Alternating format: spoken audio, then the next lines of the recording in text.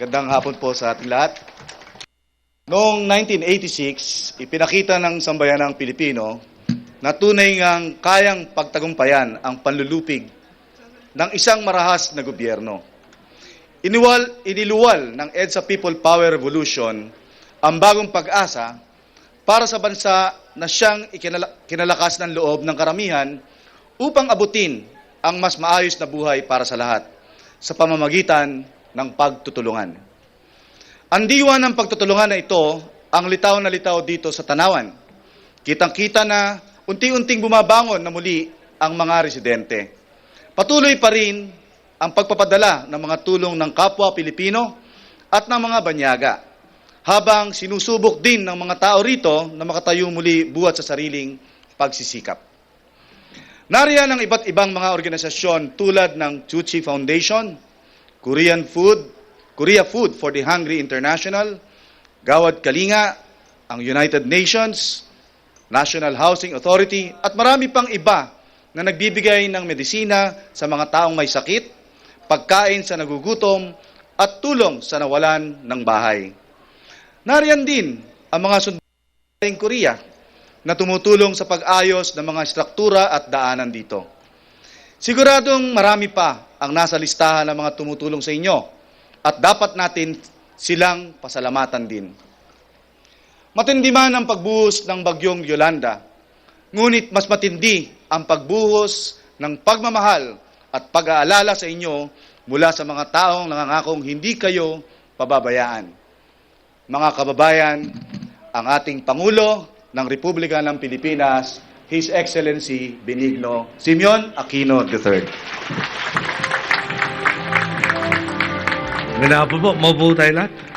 Secretary Jojo Ochoa, Secretary Maroa, Secretary Babe Singson, Secretary Volz Gaswin, Secretary Dinky Suliman, Secretary Ikot Petilla, Secretary Sari Colomar, Nelmenras Ping Lacson, Attorney Chito Cruz, Governor Dominic Petilla, Mayor Pel Texon, Mayor Martin Petilla, Mr. Tony Melotov, Gawad Kalinga, Mr. Ferdinand Shah, President of Injab Group of Companies, Mr. Ramonang, President and CEO of San Miguel Corporation, mga kawani at opisyal ng lokal na pamahalaan, fellow workers in government, honor guests, mga minamahal mga kababayan, muli magandang hapon po sa inyo lahat.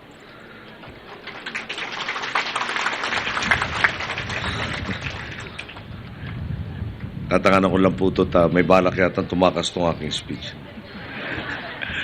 Ngayong taon po, pinili po natin pagdiwang ang EDSA sa piling ng mga komunidad na humarap sa matitinding hamon noong nagdaang taon. Una po tayong lumapag sa Katiil, Davao Oriental kahapon upang kamustahin ang mga naapektuhan ng Bagyong Pablo.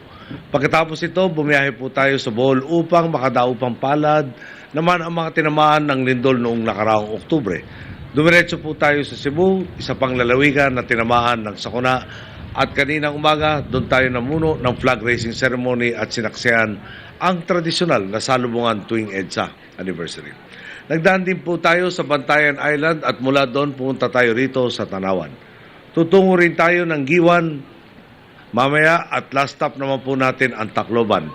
Nagaya ninyo ay talaga pong sinagasaan din ng Bagyong Yolanda. Puno nga po ang schedule natin sa 2 araw na ito. Pero tuwing nakikita ko ang panibagong pag-asa sa ating mga komunidad at naririnig ang mga kwento mula sa inyo at sa inyong mga pinuno, talaga pong nawawala ang ating pagod at lalong nabubuhayan ang ating loob. Isipin po nyo, nung kasagsagan ng lahat ng krisis na to, marami po nagte-text sa akin. May mga tumatawag, sama ko na po yung mga kapatid ko. Sama po yung mga kaibigan. May mga ordinaryong tao. Sabi na, marami yung text ang sinasabi sa akin, huwag kang bibigay. Or mag-uumpisa ng, okay ka ba? Sa natural, gusto ko naman sagutin, bakit ako hindi magiging okay? No? At pero sa totoo lang, lalo na pupunta ko dito sa Leyte, 1 linggo tapos sa Yolanda, nagsasalita ang mga tao, tulungan nyo kami, kailangan namin ng binhi. Tulungan nyo kami mabalik doon sa aming pagnyunyugan o pangingisda. 1 linggo tapos sa Yolanda, hindi iniisip yung grabe ang dumanak sa amin. Grabe ang namatay sa amin. Grabe yung, hindi ba? Pwede naman naglukbok sa problema.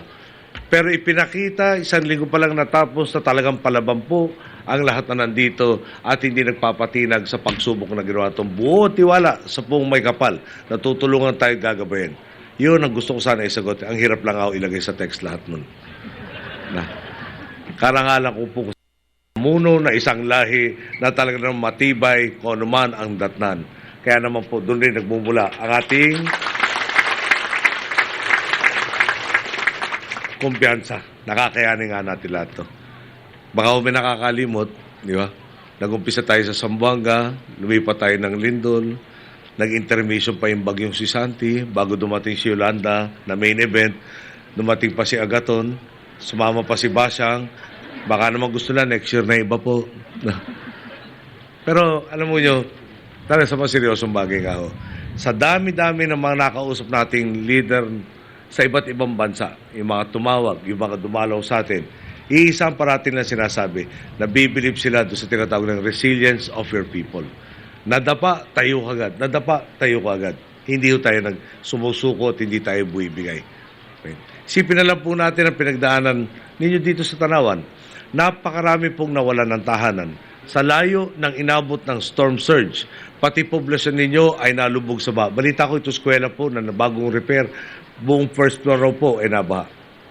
Ang tunay pong nakakalungkot sa ayon sa huling bilang 1,335 sa inyong mga kaibigan, kaanak, kasama sa komunidad ang nasawi dahil sa bagyong Yolanda. Sa kabila nito, kitang-kita po natin ang inyong pagpupursiging magtulungan upang makaalpas sa trahedyang inyong dinanas. Iyan din nga po ang dahilan ng ating pagdalo dito sa Leyte. Nais po natin kamustahin ang inyong kalagayan at siguruhin ang ating mga inisyatiba para tugunan ang inyong mga pangangailangan ay naipapatupad at umuusad na. Isa pong halimbawa, kailangan po nating ilikas mula sa no-build zone ang marami nating kababayan.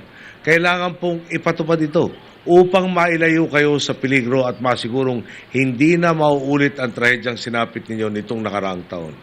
Mahigit 25,000 pamilya nga pong at permanenteng tahanan ang target nating ipatayo sa buong Leyte para mailayo itong mga kababayan natin sa sakuna. Isa po ang Tanawan sa ating mga permanent relocation site para sa mga kabahayang tinamaan ng bagyong Yolanda. Kabuang 1,345 housing units po ang ating ay pagagawa at ginagawa sa kasalukuyan. Sa tulong po ng Gawad Kalinga, ng NHA, ng lokal na pamahalaan, ang unang 50, sabi kasi ni Mayor kanina, sa Marso, titira na itong mga bahay na to. Yung Marso ho, kasi ano na ngayon 25. Malapit na po matapos yung Pebrero, Marso na. No? So, ang pangako po sa atin, sa tapos ng 2 linggo mula itong araw na to, yung unang 50 pamilya lilipat hindi na sa bunkhouse, kundi doon po sa permanenteng tahanan nila. Okay. Yung higit kumulang na natirang 1,300 within 6 months, no, lilipat na rin sa permanenteng bahay nila. Okay. At ulit, nagtulungan ating pong gobyerno, lokal at nasyonal, Gawad Kalinga, sama na natin NHA at yung mga tao pong titira dito sa mga tahanan na to na nag-contribute rin po ng kanilang labor para maitayo sa lalo madaling panahon yung kanilang mga bahay. Sa pag-aabagan po ng ating mga ahensya at pamahalaan lokal, ng Tanawan at ng katuwang natin sa pribadong sektor, Gawad Kalinga, 822 permanent housing units ang ipapatayo sa inyo pong munisipyo. Mukhang mali na po itong datos na to. Yung 366 papagawa po sa Pago. Kapag natapos na po ang mga tahanan doon, lilipat ang mga pamilyang inilayo natin sa panganib at gagabayan nating tumahak palapit sa katuparan ng kanilang mga pangarap. Alam din po natin, maski po ang mga paaralan dito sa Tanawan ay hindi pinatawad ng bagyong Yolanda. Kaya nga po, mula sa barangay Pago, pumunta tayo dito po sa Tanawan, First Central School, ganun ba pangalan nun? First Central. Tanawan 1. O, yun. Yung aking mga writer, kailangan ko yata turuan magsulat. Tanawan 1. Dapat nilagyan ng dash. Central School. Natapos po ang rehabilitasyon ng paaralang ito sa pagtutulungan ng ating Philippine Army Engineers na nandito po ang ating representative ng Engineering Brigade at ng Joint Support Group mula sa Republic of Korea. Alam mo yung, kada makausap ko ating mga kapatid na Koreano, Parati na binabanggit sa pag inaambagan tayo ng kung naman tulong. No, parati sila sabi, we are paying you back for your help during the Korean War. Korean War po, 1950. Kakatapos ng World War II, 5 years later, tayo nasalanta ng World War II. Dito kay Salete, napakatinding bakbakan ang inabot, di po ba? Pero 5 years later, nandun tayo, nakipagsabak nga sa bakbakan, walang kalayan at hanggang ngayon po, no? Talagang yun na naging dahilan o base ng ating matindi at matibay na pag-uugnayan sa Republic of South Korea. Baka naman pwede natin maparating sa kanilang presidente sa pamamagitan ng konting palakpak na talagang natutuwa tayo sa kanilang ginawa.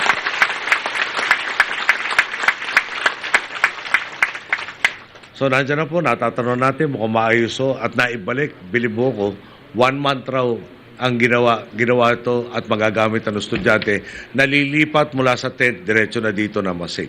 Di ba? Okay. Isa lamang po ang eskwelahan ito sa marami pang ibang nakapilang ayusin.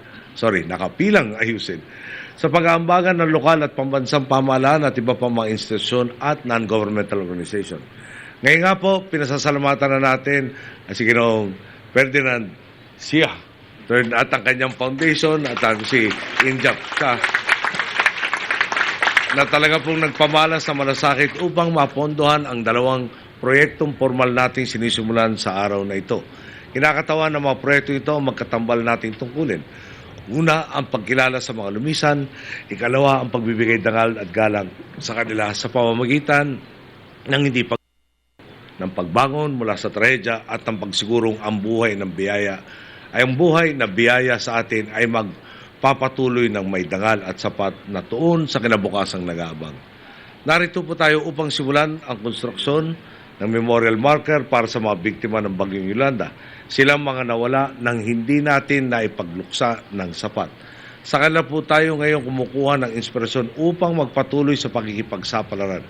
Katuwang po nito, sinisimulan na rin ang rehabilitasyon ng inyong pong public plaza. Alam po natin sa mga munisipyo, tulad ng Tanawan, sa plaza nagtitipon ng mga magkakabayan at dito kayo nagbubuklod at bubuo ng kolektibong kamalayan. Sagisag ito ng inyong pagkakaisa at sentro ng mga kaganapang nagbubuklod sa inyo bilang isang komunidad. Sa rehabilitasyon ng plasang ito, inahayag ninyo, buo ang aming loob, buo bangon na kami, walang bagyong kayang magpaluhod sa Tanawan. Sa ganitong konteksto po, lalong lumiliwanag ang desisyon kong dito magdiwang ng anibersaryo ng EDSA. Mula po nang maupo ako bilang Pangulo, ito po ang unang pagkakataon kung saan nagpasya tayong lumayo sa Maynila. Po ako ngayon dahil higit pa sa pagbaklas ng diktadurya ang diwa ng petsang ito. Lagpas pa sa pagtitipon sa isang kalsada ang kinakatawan ng EDSA. Ang EDSA ay pagdiriwang ng kakayahan ng Pilipinong bumangon mula sa anumang pagsubok at daigin ang anumang madilim na kabanata ng ating kasaysayan.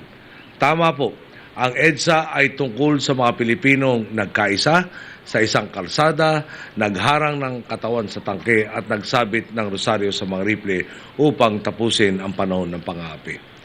Ngunit tungkol din ito sa mga komunidad na nag-ambagan upang muling magtayo ng mga tahanan matapos ang mga sakuna. Tungkol din ito sa mga pamilyang nagbukas ng puso sa kanilang kapwang binaha. Tungkol ito sa mga individual na nangapit-bahay upang bigyan babala ang kanilang mga kasama at nagsabing lumikas na tayo. Ito ang kamay ko, tanganan mo, kailangan natin magtiwala sa isa't isa. Kailangan natin magtulungan upang mabuhay. Tungkol ito sa mga Pilipinong hinagupit ni Pablo, ni Lindol sa Cebu at Bohol, sa mga sinalanta ni Yolanda sa Eastern Samar at sa marami pang ibang probinsya. Sila at kayong mga hinawa, ngunit hindi umatras. Kayong mga sinindak, ngunit hindi natinag. Kayong mga pansamantalang pinayuko, ngunit ngayon ay taas doon na muling tumatayo. Ang EDSA ay tungkol sa inyong mga taga-Tanawan rin.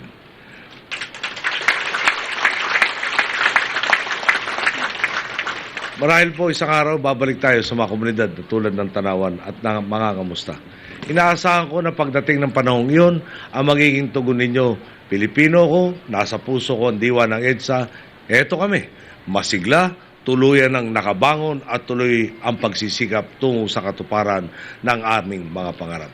Magandang araw po, maraming salamat po sa inyo.